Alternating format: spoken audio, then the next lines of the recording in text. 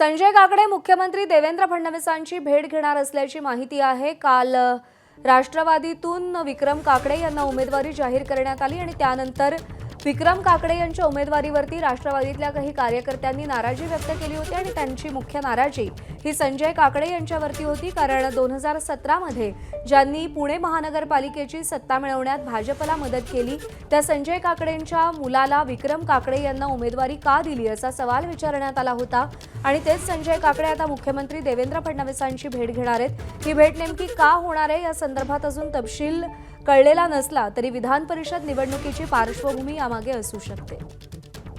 अभिषेक मुठाळ आपले प्रतिनिधी आपल्याला अधिक अपडेट देतील। अभिषेक, काल राष्ट्रवादीच्या कार्यकर्त्यांची संजय काकडेंविरोधातली नाराजी आपण पाहिली आणि आता ते मुख्यमंत्र्यांची भेट घेत आहेत, काय कारण या भेटीमागचं?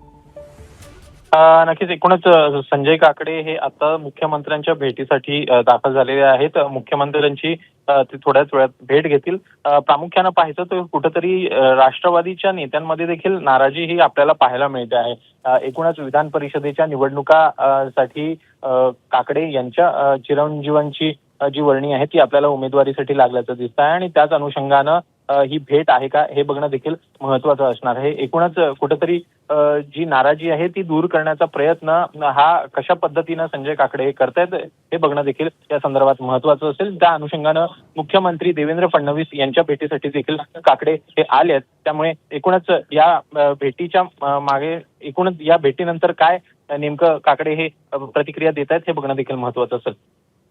अभिषेक, धन्यवाद दिलेल्या माहितीसाठी।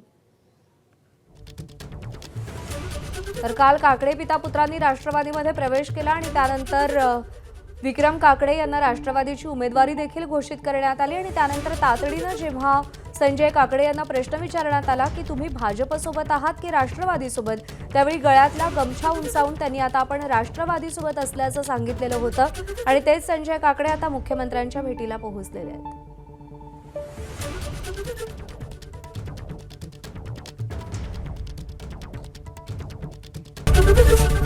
एबीपी माझा, उघडा डोळे बघा नीट।